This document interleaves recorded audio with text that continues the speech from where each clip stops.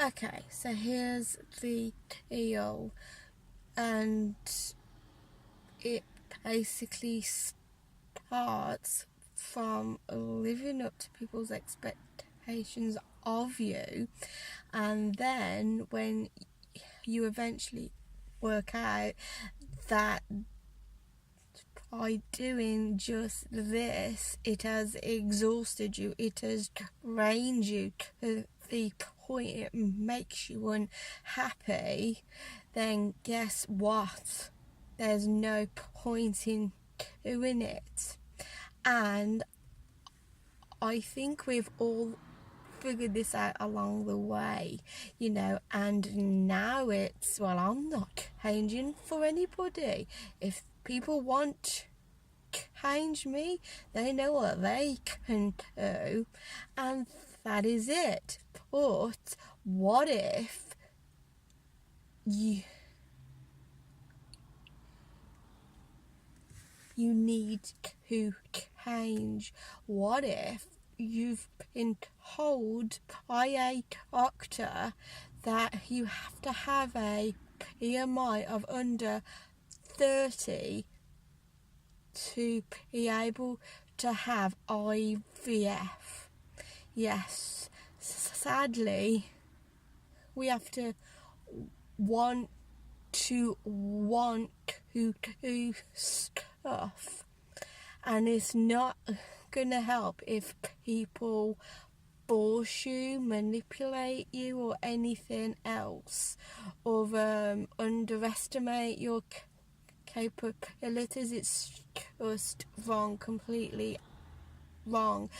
But what I will say is this: if we want to do something, if we really want to, because I struggle with this, okay? I'm always constantly on a journey to lose weight. Unfortunately, loads of people tell me I ought to lose a pound each week, or I ought to, next week I ought to have half a pound off, or whatever else. And it's exhausting, it's draining, and it's making me unhappy. So guess what? I have to remind myself up here that I want it. I want to do it of my own accord, not anybody else. Because when people start telling you this is what you need to do, the first response is, hell no, I'll do things if I want to. And that's the point. I think we have to want to do stuff to actually have change, and reminding ourselves that we are in control. Nobody else is steering this wheel. Only you are in your life. Now let's get to the point where we know who we are and we're not going to change for anybody. But because of this attitude, we have people who take advantage of this approach, because they then think they can tell everyone what to do, how to think, and how to be. Because, let me put it this way, we find a voice to say no, we find a voice to have our opinions heard, but it gets to a point where you have to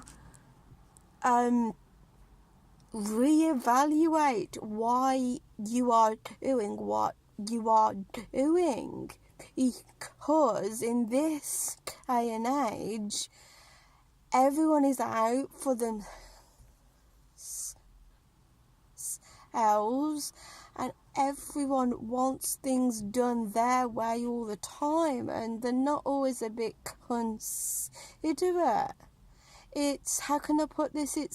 It's okay to stand up for yourself. It is okay to voice your thoughts and opinions, or then needs to be, what's the word, a bit of give and take, because of, like, for example, sunbathing topless.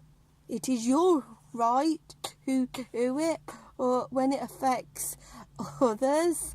I mean, mostly at the end of the day, it's, keep this out of my business and we'll be just fine.